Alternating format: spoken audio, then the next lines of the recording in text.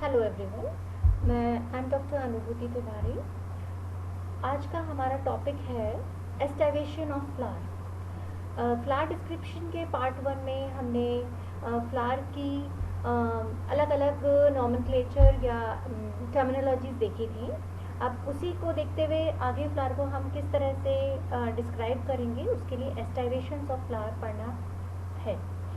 एस्टावेशन से मतलब है कि जो भी सेपल या पैटल होती हैं वो अपने आसपास की दूसरी सेपल्स और पैटल्स से किस तरह से ओरिएंटेशन शो करती हैं, उसे हम एस्टावेशन कहते हैं।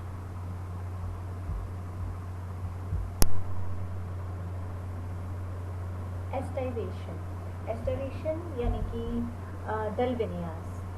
दल विन्यास से हम यह समझते हैं कि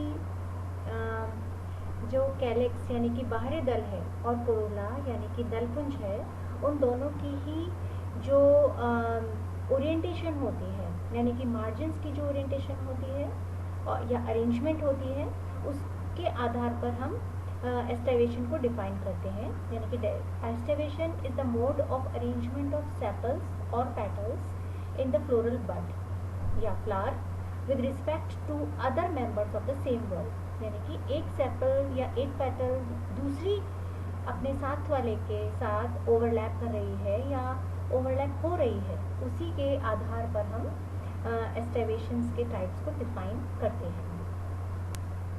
टाइप्स ऑफ एस्टावेशंस यहाँ स्लाइड में हम देख रहे हैं।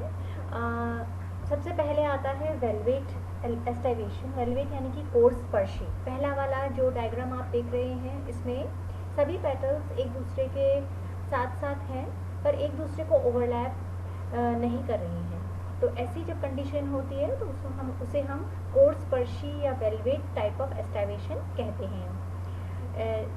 वेलवेट में है मार्जिन ऑफ सेपल या petal are close to each other but they do not overlap. वहीं दूसरा वाला जो है एस्टावेशन वो है ट्विस्टेड एस्टावेशन यानी कि व्यावर्ती एस्टावेशन। इसके अंदर सेकंड वाला डायग्राम जो आप देख रहे हैं, उसमें एक सेपल या पेटल की जो मार्जिन है वो ओवरलैप हो रही है और दूसरी तरफ से वो पास वाले को ओवरलैप कर रही है।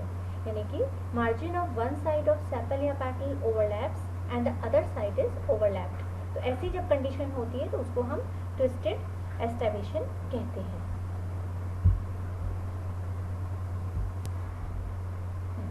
टाइप्स ऑफ एस्टावेशन में थर्ड टाइप है इम्ब्रिगेट टाइप ऑफ एस्टावेशन, जिसे हम कोर छादी प्रकार कहते हैं। इसमें क्या होता है कि कोई भी एक सेपल या पेटल पूरी तरह से ओवरलैप होता है और एक पूरी तरह से ओवरलैप करता है। जब ऐसी कंडीशन होती है तो उसे हम इम्ब्रिगेट टाइप ऑफ एस्टावेशन कहते हैं। अब इसी के दो सब टाइप्स हैं।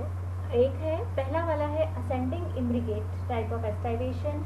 असेंडिंग इम्ब्रिगेट मतलब होता है आरोही कोर छादी, जिसमें कि हम देख रहे हैं सी वाला डायग्राम जो है, जब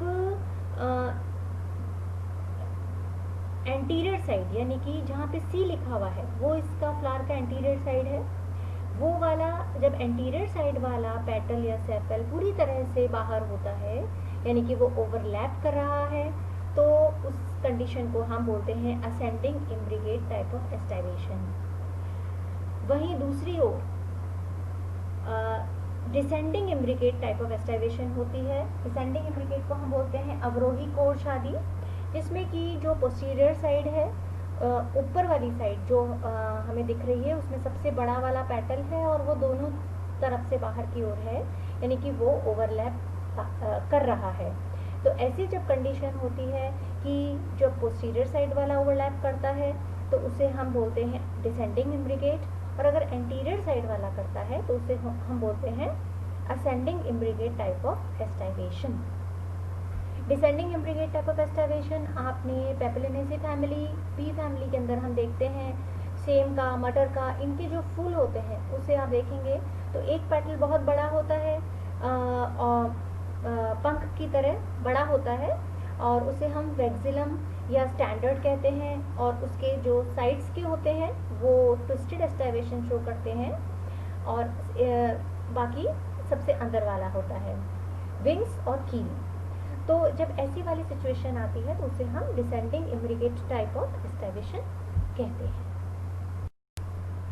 लास्ट है यहाँ पे क्विंक्वेंशियल टाइप ऑफ एस्टावेशन। क्विंक्वेंशियल से मतलब है कोरछादी पंचकी प्रकार, यानी कि जब दो सेपल या दो पेटल्स जो हैं वो पूरी तरह से ओवरलैप करते हैं और दो पूरी तरह से ओवरलैप होते हैं, ऐसी जब सिचुएशन आ जाती है तो उसे हम क्विंक्वेंशियल एस्टावेशन कहते हैं।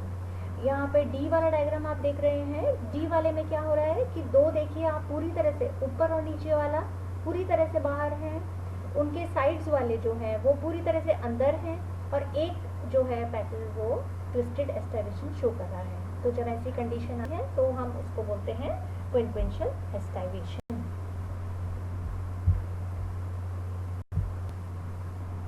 ये कुछ फ्लावर्स हैं जिनमें हम एस्टावेशंस देख सकते हैं क्लियरली। सबसे पहला वाला जो फ्लावर है उसमें वेलवेट एस्टावेशन शो हो रहा है। वेलवेट से मतलब होता है जिसमें कि पेटल्स पास पास पर ओवरलैप नहीं कर रही हैं। ऐसी वाली सिचुएशन हमको यहाँ पर पहले वाले फ्लावर में दिख रही है।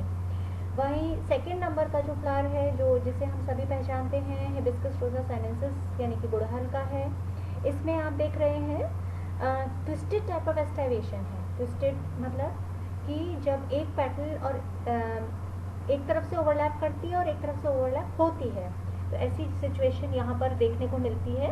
और आप अपने गार्डन में और आसपास के एरिया में भी जहाँ ये फ्लावर है उसको आप बड कंडीशन में भी देखेंगे तब आपको बहुत क्लियरली ये सिचुएशन दिखती है। थर्ड वाला जो है वो है इम्ब्रिगेट एस्टावेशन। यहाँ पर असेंडिंग इम्ब्रिगेट टाइप ऑफ एस्टावेशन ये शो कर रहा है। आप देख रहे हैं सबसे सामने वाला जो पैटल है इसमें वो पूरी तरह से अंदर है और नीचे वाला एक पैटल है वो पूरी तरह से बाहर है।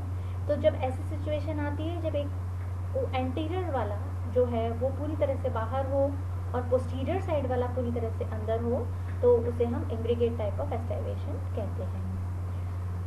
वहीं लास्ट वाला जो फ्लावर दिख रहा है इसमें पर्पल ब्लूइश कलर का वो वेक्सिलरी एस्टावेशन या descending imbricate type of aestivation show करता है।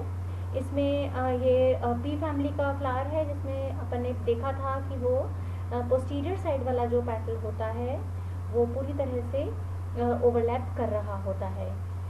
तो आप अपने आसपास की जो गार्डन है या जहाँ पर भी फ्लावर्स उग रहे हैं उनकी एस्टावेशंस को आप नोट करिए और ये एक उनका डेटा कलेक्ट करिए ताकि आपको जानकारी मिले कि कौन कौन से फ्लावर में कौन तरह की एस्टावेशंस होती